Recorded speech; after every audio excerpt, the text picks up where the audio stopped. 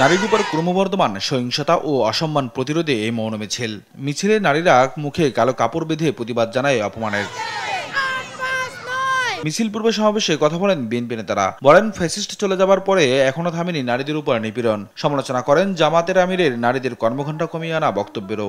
সমস্ত বাংলাদেশে একটা নব্য ফ্যাসিস্ট যারা কিনা বিভিন্ন ফতোয়াবাজি করে, ফতোয়া দেয়, আবার নারীদের উপর ঝাঁপিয়ে পড়ে।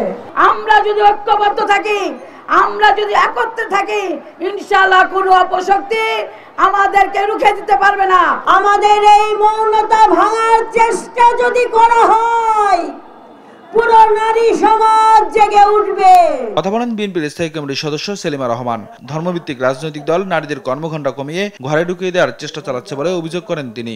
নারীর কর্মঘণ্টা আমাদের 5 ঘন্টার কথা কোনো একটি ধর্মভিত্তিক রাজনীতি করে তারা বলছেন, তারা নারীদেরকে ভিতরে ঢুকিয়ে দেওয়ার চেষ্টা করছেন। আর বিএনপির স্থায়ী কমিটির সদস্য সালাউদ্দিন আহমদ বলেন, গণভোটের মাধ্যমে আইন প্রণয়ন ও সংবিধান সংশোধন করা যাবে না, তা জাতীয় সংসদের মাধ্যমেই করতে হবে। গণভোটের মধ্য দিয়ে আইন প্রণয়ন করা হয়ে যাবে না, গণভোটের মধ্য দিয়ে সংবিধান সংশোধন হয়ে যাবে না, তার জন্য অবশ্যই জাতীয় সংসদ গঠিত হতে হবে।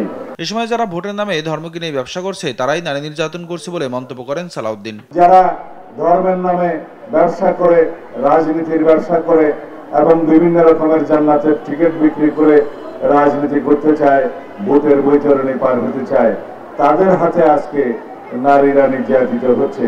নির্বাচনের দিন গণভোটের সিদ্ধান্তকে স্বাগত জানান তিনি। নাজমুর শেখ, দেশ টিভি, ঢাকা।